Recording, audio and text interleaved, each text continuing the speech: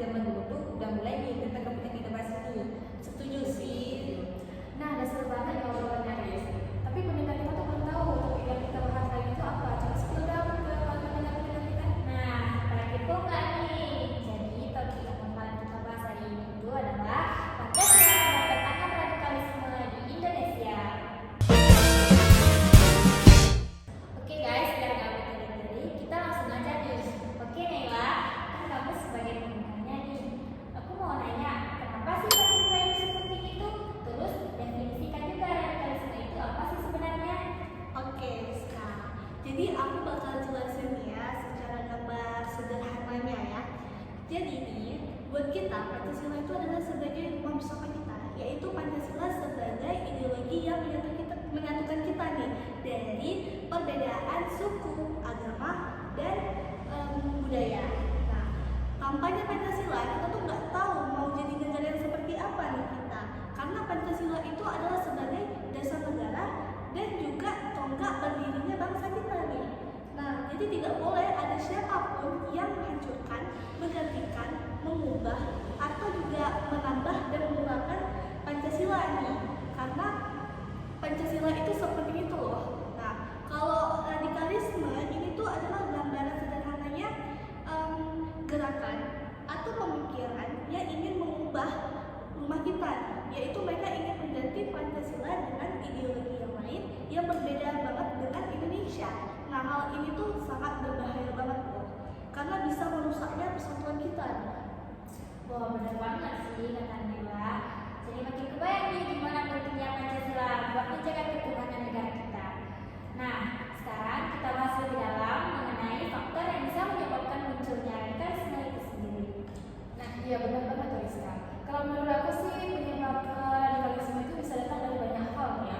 Misalnya nih kayak kurangnya pemahaman tentang Pancasila dan nilai-nilai bangsa. Tapi menurut aku sih bangsa Indonesia tuh paham semua loh tentang nilai-nilai Pancasila ini. Cuman ya nggak dipraktekin aja, cuma paham teorinya aja. Ya kayak itulah yang teman aku ya. Nah kemudian juga selain itu karena pengaruh lingkungan atau pergaulan yang salah juga. Apalagi kita di daerah digital ya kan. Iya. Nah, informasi itu gampang banget ada sebab, tapi nggak semuanya benar dan nggak semuanya salah juga gitu. Tergantung pemikiran kita bagaimana kita menilai informasi tersebut kan. Kalau seseorang itu nggak bisa memilih yang mana informasi yang salah dan yang benar, itu bisa saja terpengaruh. Setuju sih. Nah, kalau menurut Buzul, tantangan terbesar Pancasila di era sekarang itu apa aja sih? Wah, kalau ngomongin tentang Pancasila di zaman sekarang itu sebenarnya banyak banget Iya. Salah satunya seperti yang disampaikan Anda barusan, yaitu dari arus globalisasi dan teknologi. Nah, kan di zaman sekarang tuh informasi dapat dicari dari mana saja, kan? Nah, jadi informasi yang mereka dapatkan itu tidak semuanya benar, bahkan bisa aja itu menyesatkan, kan? Dari situ muncul paham-paham yang bertentangan dengan nilai-nilai Pancasila. Selain itu, rasa individualisme juga semakin tinggi sehingga orang lebih memikirkan kepentingan pribadi dibandingkan kepentingan bersama. Padahal kan semua gotong royong itu merupakan salah satu nilai penting dalam Pancasila. Nah, kalau nilai-nilai Pancasila itu mulai luntur, ya itu bisa jadi ancaman buat persatuan bangsa kita. Coba deh lihat kasus-kasus yang kayak yang viral-viral belakangan ini, ya, demo atau propaganda yang viral di media sosial. Iya, Ya. Sebenarnya kelompok radikal itu mereka tuh pinter banget manfaatin sosial media, ya kan? Iya. Kayak mereka tuh bikin narasi seolah-olah itu tuh nyata gitu, padahal yang isinya cuma berita hoax sehingga memicu bibit-bibit perpecahan dan kebencian. Nah, jadi peran kita sekarang ini itu ada di timeline diri kita sendiri. Kita juga bisa lihat awal-awal Indonesia merdeka tuh sebenarnya udah ada tentangan Pancasila. Misalnya tuh kayak pemberontakan PKI dan DITII yang sama-sama berusaha untuk mengganti ideologi bangsa. Nah, dari situ sebenarnya tuh tentangan Pancasila tuh udah bukanlah hal yang baru lagi. Pancasila itu